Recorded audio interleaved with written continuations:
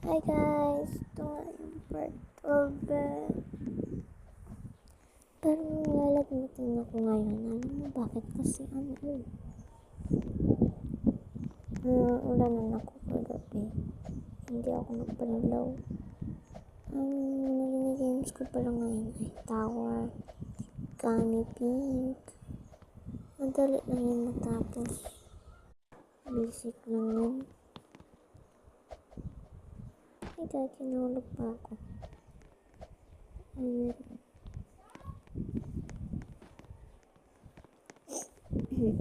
Nag-school ako kanina bago na pauwi ko lang ngayon.